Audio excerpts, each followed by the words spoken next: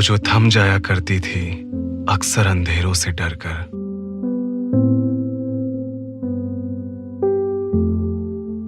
जिसे बता दिया गया था कि उसकी हद है दहलीज के भीतर।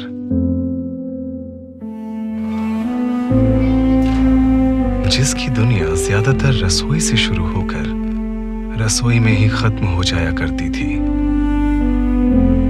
ना जाने किस उम्मीद में दूर जाते रास्तों को एकटक निहारा करती थी।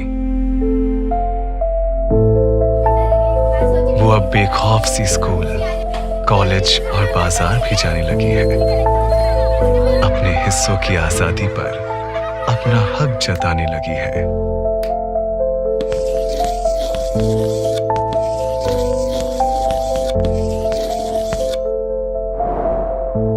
ये बदलाव आया है क्योंकि हमारे सोसाइटी की सोच बदली है। मुझ में और मेरे जैसे बच्चों में इतना कॉन्फिडेंस आया है कि वो कहीं भी जा सकते हैं और किसी को भी अपने हित के लिए जवाब दे सकते हैं। मुझे अपनी और समाज की सुरक्षा के बारे में बहुत कुछ सीखने को मिला है।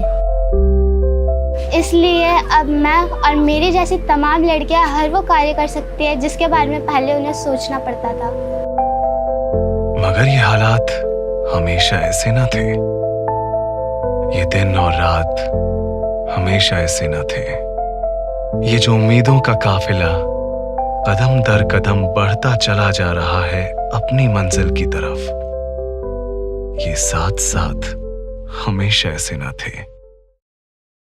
जो ये हमारा माहौल है ये ठीक नहीं है, हमारे लिए सुरक्षित नहीं है लड़कियों के लिए। मैं गई थी पार्क, तो पार्क में थे कुछ लड़के, तो उन्होंने ना मेरा एक बार बाल खींचा, फिर मैंने कुछ नहीं बोला।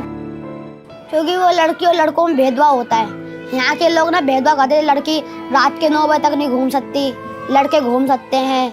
लड़की छोटे कपड़े नहीं पहन सकती, वहाँ लड़के पहन सकते हैं। और लड़की खेलने नहीं जा सकती, जब जाते हैं तो उनकी मम्मी पापा मना कर देते हैं, तुम नहीं में जाओगे। और लड़के बोलेंगे तो वो चले जाएंगे। जब लड़कियों की स्कूल की छुट्टी होती है तो लड़कों का जाने का टाइम होता है। लड़के जाते थे ऐसे झुंड बना के, कोई किसी को कुछ भी बोल के गाली देकर निकल गया, कोई भी कहीं पे भी टच करके चला जाए। तो इस चीज़ से मुझे डर लगता था और फिर मैं पहले बोलती भी नहीं थी। जब हम लोग यहाँ पे इस समुदाय में आए तो हम लोगों ने देखा कि ये समुदाय जो है लड़कियों और महिलाओं के लिए सुरक्षित नहीं है। यहाँ पर जो है चारों तरफ डार्क कॉर्नर, लाइट की प्रॉपर व्यवस्था नहीं। यहाँ के जो सार्वजनिक स्थान है वो भी इतने असुरक्षित थे कि लड़कियाँ रात में क्या दिन में जाने के लिए भी तैयार नहीं होती थी।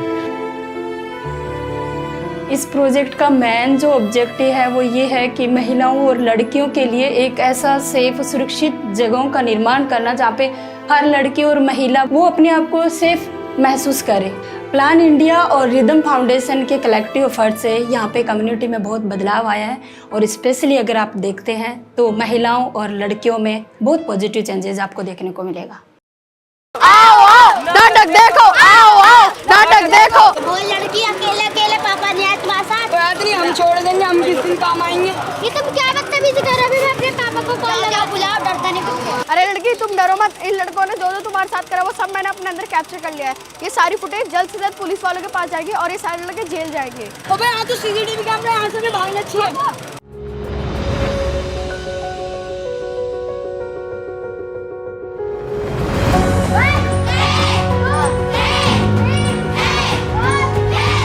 जाने के बाद ऐसे मेरी जैसी बहुत सारी फ्रेंड्स मिली, उनसे मैंने बात करना सीखा और फिर उसके बाद जब सेल्फ डिफेंस की ट्रेनिंग ली तो उससे मैं इंडिपेंडेंट बन गई और मेरे को अब किसी से डर नहीं लगता है पहले की तरह। अब ऐसा है कि कोई कुछ बोलेगा तो ऐसा तो नहीं है कि मैं चुपचाप रहूँगी, वो पहले कुछ बोलेगा तब तो मैं कुछ बोलूँगी, नहीं माना तो फिर टेक्निक। हमारे सेंटर से बहुत सारे सेफ हाउस बने हैं, जो घर है ना उनको मतलब कि ट्रेनिंग दी जाती है। हम लड़कियां और महिलाएं अगर हमें कोई मुसीबत हो तो हम उस घर से हेल्प मांग सकते हैं।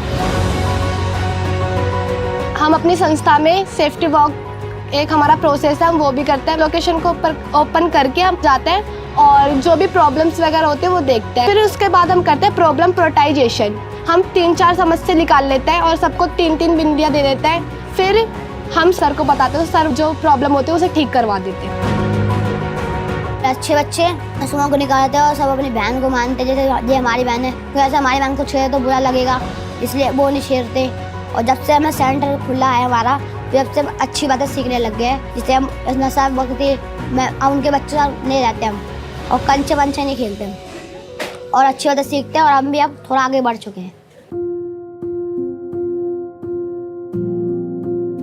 तो देखा ना आपने, हमारे छोटे छोटे प्रयासों से अच्छे का आना और बुरे का जाना तय हो गया। सहज, संजीदा और बेहतर बदलाव का आना तय हो गया। समाज को बेहतर से बेहतरीन बनाने में इस प्रोजेक्ट का काफ़ी योगदान रहा है और हम इस दिशा में निरंतर प्रयास करते रहेंगे और रिदम फाउंडेशन का सहयोग मिलता रहे प्लान को, यही हमारी कामना है और इसी में हम आगे बढ़ते रहेंगे।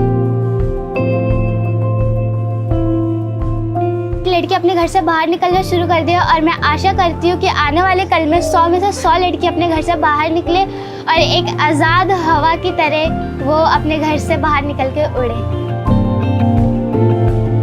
ये आज़ादी बहुत अच्छी है, इसलिए मैं प्लान इंडिया और रिदम फाउंडेशन को धन्यवाद करना चाहती हूँ।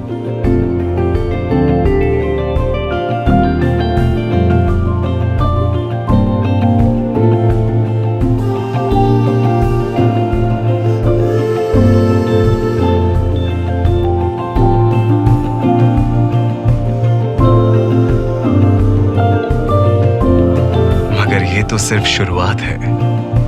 हम, आप, हम सब डटकर खड़े हो जाएंगे ताकि हम में से हर एक ले सके खुली हवा में सांस। बेहतर से बेहतरीन तक ले जाने वाली इस मुहिम को और आगे बढ़ाएंगे।